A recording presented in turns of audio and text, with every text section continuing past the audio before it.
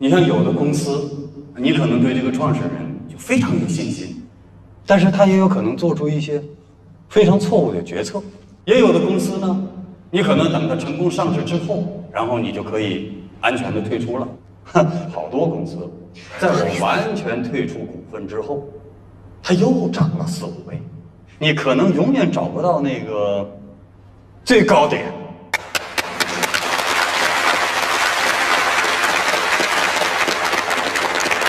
所有的投资人，你都绕不开这3种情绪。有一句话，我觉得说的特别好，这个我个人觉得这是不是做错了？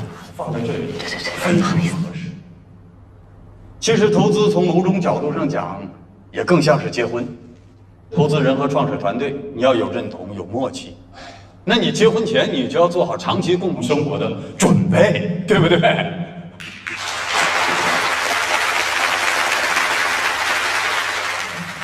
王总说退出的最高点很难把握，这个我充分认同啊。但如果说投资就像结婚，这个我可能就有不同的看法了。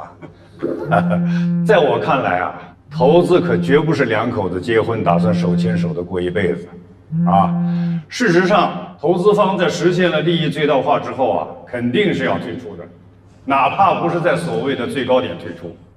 哎，刘总，实在不好意思，我这是来参加今年的创投论剑了，明天回上海，我立刻就把那合同给你送过来，好不好？啊，好，啊，嗨，凯子，你什么时候回来的？没回来多久。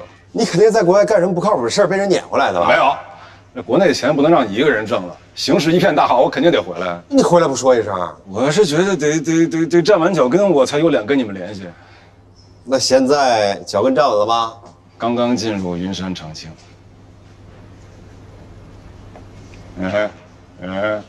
你都别给我说话啊！会后找你喝酒啊！我上个厕所啊，一会儿联系。好，什么情况？好，关于退出点的问题呢，我们就暂时先讨论到这里。下一个问题，投资到底是投赛道还是投赛手呢？我们想听一下王总跟曹总2位的观点，有请。我个人啊是投赛道的典型。我们飞虎资本啊，就是要先选择好赛道，然后把赛道里所有的企业都看一遍，投最好的，然后合并出售，获利退出。听起来很现实，也很冰冷，但是确实有效，而且是高效。那我可能就是投赛手的典型了。我觉得巴菲特说的很有道理。其实投资的本质投的就是人。投资当然是投人，但是更重要的是要投赛道里的人。就像查理芒格说的，投资成功的2个原则：原则1是要选择在鱼多的地方钓鱼；原则2是永远也不要忘记原则1。好，我们都知道这个问题也是大家比较关注的，所以特地设计了一个互动环节。在座的各位，如果有什么样的观点，都可以起身跟我们台上的嘉宾进行交流互动。哟，我这话还没说完呢，那边有一位女士已经迫不及待了。好，让我们现场要听一下那位女士的观点。你好，您的观点是投资到底是投赛道还是投赛手呢？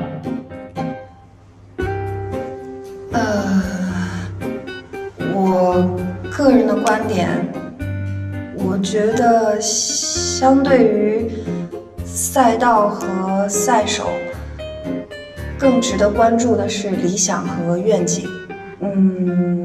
所以从这个角度出发呢，不管是投赛道还是投赛手，它都是一个伪命题。因为一个伟大的企业一定是诞生在一个伟大的理想和愿景之上的。就比如我们都知道的，比尔盖茨创建微软的时候，他的理想就是希望每一个人都拥有一台电脑。所以我认为投资人应该更加专注理想和愿景，才能投出伟大的企业。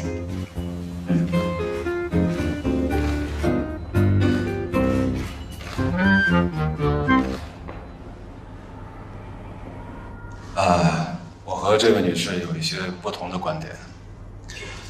我个人认为呢，理想和愿景这种东西还是太虚无缥缈了。先做个自我介绍，我姓霍，霍连凯，刚从国外回来，目前担任云山长兴投资部行业2组的负责人，也希望今后能得到各位同仁的帮助，谢谢。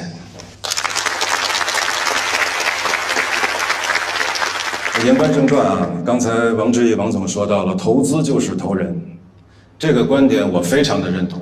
因为一个优秀的赛手本身就具有盘活整条赛道的能力，所以优秀的投资人就应该去投这样的赛手。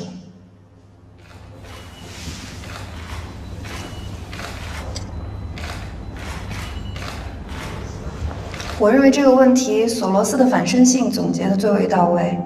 人不可能准确的预测市场，更不可能盘活市场。作为市场的参与者，跟市场只能是互为影响的关系。所以，如果一个投资人等着赛手去盘活市场，那你们国外投资人的钱也太好赚了吧？抱歉，我真的回国时间很短，对于行业内的人士也不是特别熟悉，还没有请教这位女士怎么称呼，在哪家公司高就？我现在还没有在那家公司。没有公司，那您今天是怎么来到咱们论坛现场的呢？不好意思，我有另外一个事，就砍辣椒的那个。对不起，女士，请出示一下您的证件。对不起，她是我太太。家属是不能进入会场的。你们的邀请函上也没有这样写啊。不是，要不然让她用我的证件行吗？不行，论坛是实名制，恐怕要请这位女士马上离场。那我也出去，我先送她回去。不好意思啊，打扰了，你们继续，你们继续。哎呀，非常有意思的一个小插曲啊！好，我们继续把目光回到我们的论坛舞台上，继续我们今天的讨论环节。那接下来我们进入到下一个议题，我们要有请的是正和投资的袁总以及长信投资的朱总啊，有请二位。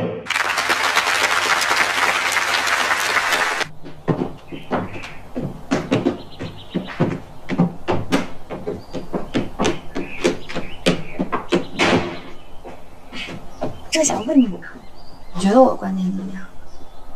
你要不想去看辣椒，你就在屋里歇一会儿，要不你就去做个 SPA。那你干嘛去啊？论坛没结束呢，我得回去啊。不是你吊着脸给谁看呢？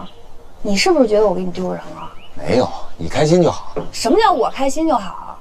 那论坛本来就是各抒己见的地方，我也是学金融的，我怎么就不能发表我自己的观点？你那是6年前的观点。什么意思你？你就说我过时了吧？我是说投资市场千变万化，去年和今年的玩法都不一样，何况你已经离开6年了。我离开你的意思就是说我现在就是一个家庭主妇呗？我可没这么说，人家庭主妇都老老实实看辣椒了，谁像你那么厉害啊？你是有理想的人，而且你有摇滚精神，你要超越整个社会。你不用这么阴阳怪气儿的，我自己是谁，我自己心里非常清楚。倒是你，我今天才发现，原来你心里这么想我的呀。盛江川，你每天嘴上说一套，心里想一套，你累不累啊？我累，我每天在外边跟打仗似的，回来我还得捧着你哄着你，我能不累吗？你什么时候哄着我了？你的意思是你站得高，看得远，你明白，我糊涂，你让着我呢是吧？不是，你还想让我怎么样？你说。我让你收起你居高临下的优越感，起来！以后你都不用再唬住我。起来！哎，怎么了？不是你生什么气啊？是我做错什么了吗？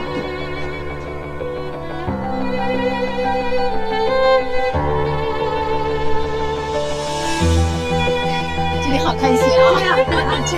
风景太美了，好像就是他哎，谁呀？就是那个白天把我引去野河沟的那个。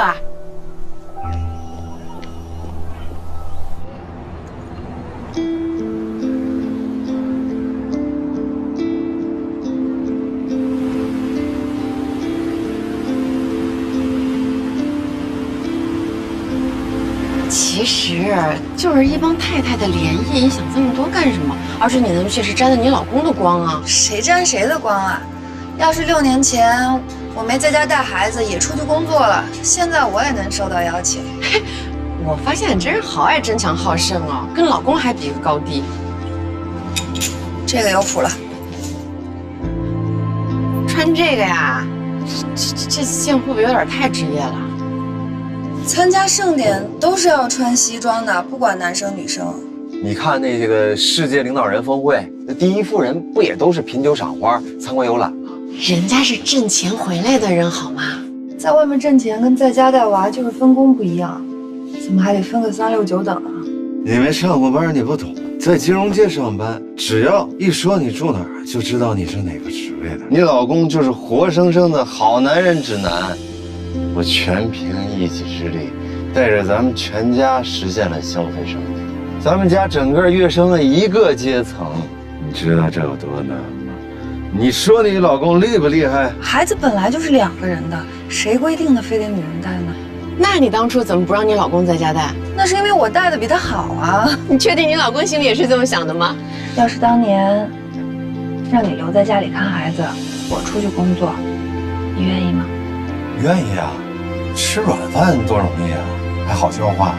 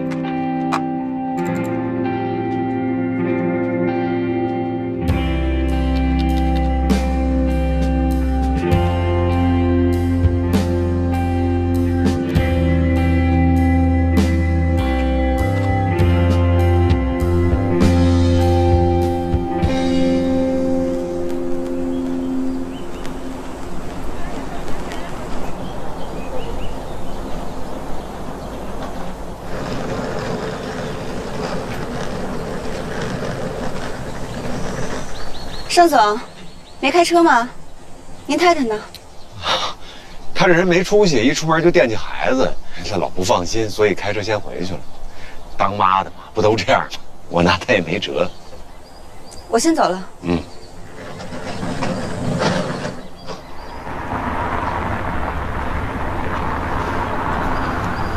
江川，等谁呢？坐我车走啊？啊，不了，我约了人了，你先走吧。啊，那行，我先走了。哎，好嘞。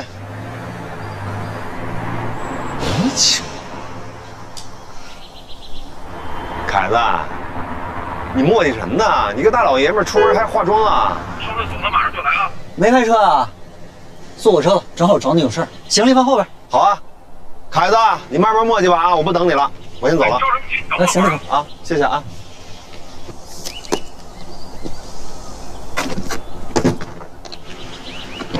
哎。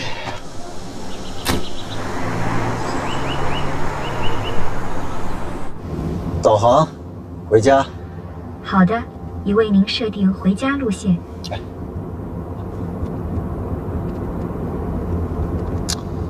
我说你这么好心拉我呢，你这是要给我发请柬啊？我可是提前1个月啊，亲自把请柬送到你手里，目的就是为了让你把时间留出来，别到时候找借口说没时间来我的婚礼。哪能啊？兄弟结婚是大事，我肯定来。我反正是诚意满满啊，那得看你的诚意了。除了这个请柬之外，还有个项目。嗯，风投网消息一直很什么项目啊？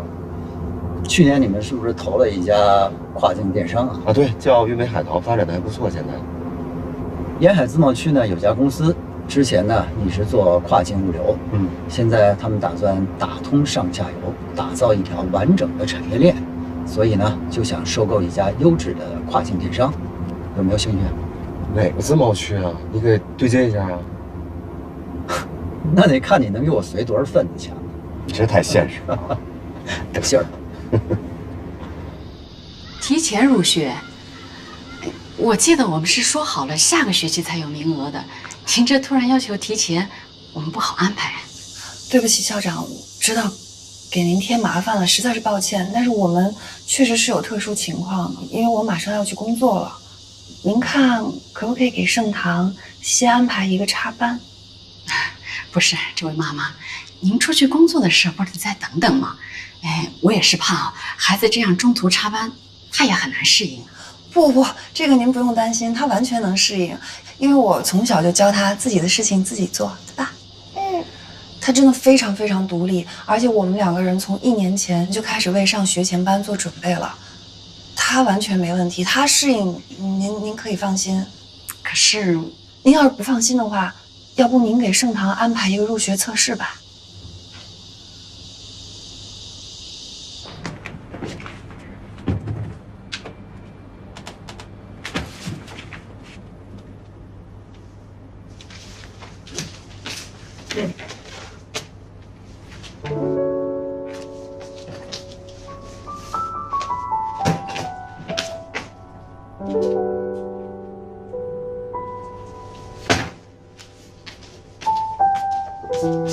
这是什么意思啊？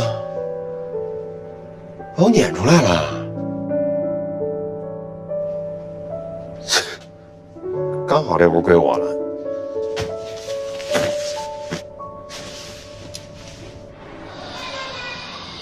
妈妈，为什么我一定要提前入学？为什么你现在就要去上班？那个妈妈想要赶快回到属于自己的舞台上呀。你说的是唱摇滚的舞台吗？糖糖，妈妈是要回到工作的舞台上，当然了，妈妈也会继续唱摇滚的。每个人都要在属于自己的领域里面找到属于自己的位置，妈妈也一样。我觉得你提前入学肯定没有问题，你会做得很好的。可是刚才那个校长还说，我恐怕还不能适应呢。我觉得首先校长并不了解你，对不对？其次，能或者不能做到一件事情是自己说了算的，要相信自己。你觉得你能不能？妈妈，我能行的。太乖了，走。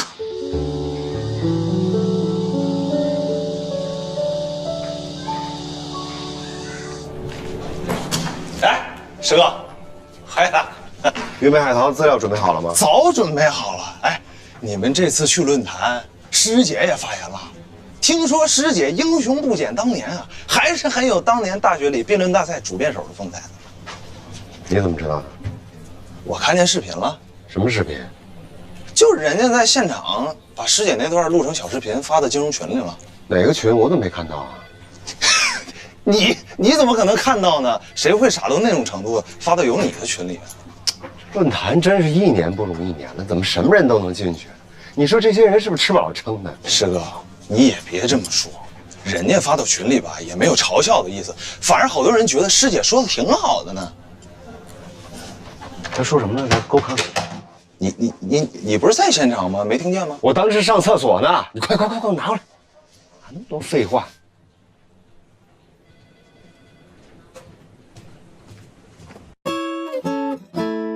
999感冒灵，家中常备，暖暖的，很贴心。999感冒灵邀您继续观看我们的婚姻。全面科学配方，100年珍稀品质，海普诺凯1897邀您继续观看我们的婚姻。吵架没好话，两口子吵架的话能当真啊？你还真为了这事儿让孩子提前入学去上班啊？你至于吗？我早晚是要去工作的。是，我知道你很想去工作，可是你到底知不知道你出去要面对的是什么？就是没什么经验呗。我可以接受从实习生做起啊。人家公司的实习生都是大学刚毕业的，可你的身份是一个6岁孩子的母亲。对啊，世界上最伟大的身份。你说那是小学课本，到中学讲的是父亲，人学的是背影。同样的6年，在职场就更变味儿了。怎么了？当了妈妈以后智商就下降了？看你，我跟你说，盛江川这几年做投资，投了一些项目呢，回来有些时候会跟我讨论讨论。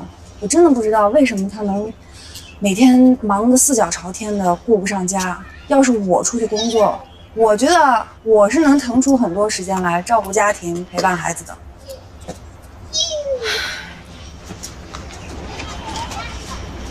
淘淘，你慢点跑啊！啊，听到没有？你就在妈妈视线范围里面，就在这儿啊。咱坐会儿吧。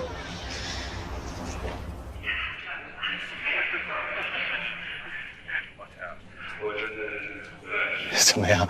师姐说的不错吧？不是师哥，就我好多同学吧，也觉得师姐说的挺好的。现在这年头吧，投资人就指人风口，创业者也大都跟风，看见什么好的行业，一窝蜂就扎进去了，也很少有人提什么理想啊、信念啊什么东西的，钱烧光了，大部分人也就完了。跟市场最好的关系就是互为影响吧。但是你的这些同学里，没有一个有资格参加这个论坛的吧？是，没有。说明什么？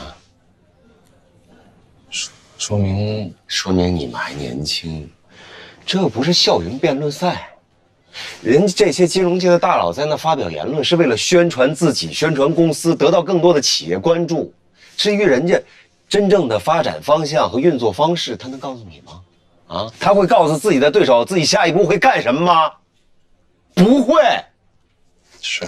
所以你说沈卫星他是不是幼稚？啊，他就没搞清楚这场论坛的真正意义。人家曹总和王志毅在那儿辩论，看似是在掰手腕，实际到最后是要互相捧哏的，用得着他各打50大板吗？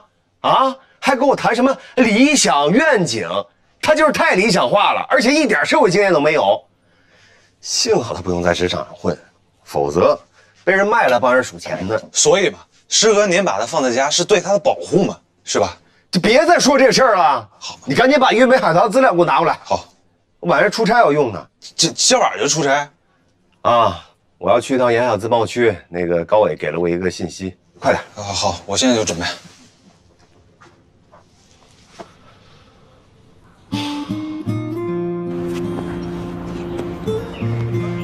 其实我也不是一开始就想做全职妈妈的，我也知道一个女人放弃工作跟社会脱节，把所有的筹码压在一个男人身上是件多么危险的事情。尤其是像我老公陆为冰那样的男人，我也不想让他觉得我是因为钱才跟他在一起的，所以我怀孕直到8个月的时候还在工作，还在为了升职而努力。生了吗？生什么生？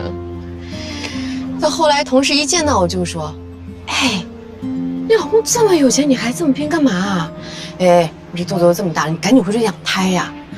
甚至会有人说，你那个稿子到底能不能交了？你要是再不交，你早点跟我们说，别耽误大家工作。我就纳了闷了，我怀孕了，是给大家添了多大的麻烦吗？还是我要求什么特殊待遇了？我都没有啊。后来我生完了孩子，休完了产假。别说是升职了，就是原来的岗位它都不是我的了。如果我坚持要回去，我必须得接受降薪和降职。凭什么呀？现实就是这么残酷。你是因为你生完了孩子就没有上过班，所以你不了解。我那时候特别失望，我就想，你说我辛辛苦苦去接受一份降薪又降级的工作，我图什么呀？与其吃力不讨好，我为什么不在家享受生活？我就把孩子当工作，把我老公当老板，这样不可以吗？我觉得这样也很好。你把你老公当老板，2个人生活在一起，关系是平等的，你干嘛要把他当老板啊？哎呀，我要表达的意思就是，你要拿出伺候老板的心态，你就会觉得你老公身上的很多毛病你就都能接受了，那生活不就和谐了？而且就算你去了职场，也没有平等可言，哪个老板不自私不自大？请你告诉我。其实我觉得吧，这女人的智慧也可以体现在经营好婚姻和家庭上，对吧？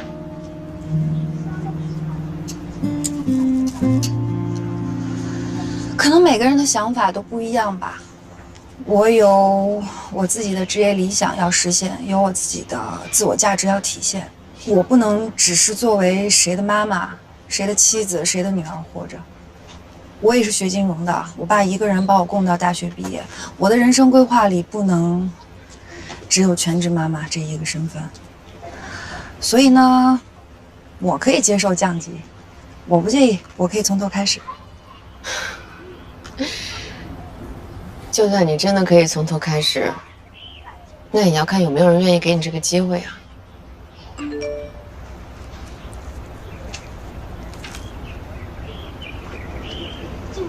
这不机会来了吗？我同学给我介绍工作呢，让我去面试。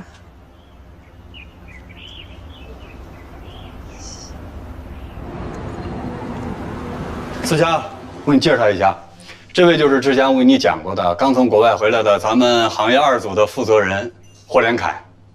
连凯，这位就是咱们行业1组的负责人董思佳。这个论坛上啊，应酬太多，也没有时间给你们正式的介绍一下。你好，董思佳董总久仰大名了，常听别人提起你，他们总说你是王总的左膀右臂，是云山长青的顶梁柱啊。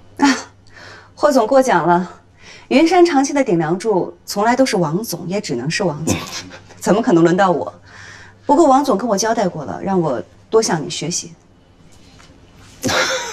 王总你太客气了，应该我跟董总学习才对。哎，我这2天是真的不知道董总一直在论坛上，我以为周6晚上董总就得回家了呢，要不然我肯定要找他聊一聊的。哎，思佳，坐。看咱们这行的哪有周6周日啊，天天都是工作日。也是，不过我是听他们说你家里还有孩子啊，我想这怎么周日也得回家陪陪孩子呀？你不常在家，孩子不找妈妈吗？都习惯了。要不怎么说，投资人难做，女性投资人更难做。平时忙也就算了，节假日也不能在家陪孩子。哎呀，霍总还没成家啊？不敢考虑这事儿，我怕精力不够用。以前在国外的时候，我也是就是一个人吃饱了全家不饿。平时除了工作也没什么别的牵绊了，挺好的，习惯了。王总，您找我？来，连凯，这位我得好好的给你介绍一下啊，这是咱们风控部门的主管李小条，他负责所有项目的风险评估。以后你的项目要想立项，也得先通过他这一关。霍连凯，你好，李总的大名我也是如雷贯耳，今后请多多关照。幸会。幸会。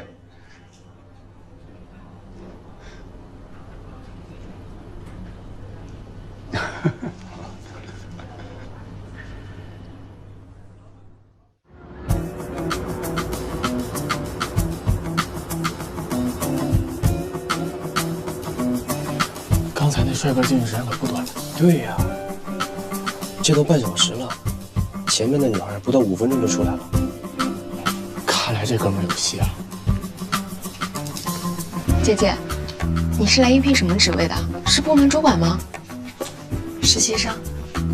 你是应届毕业的？没规定必须是应届毕业吧？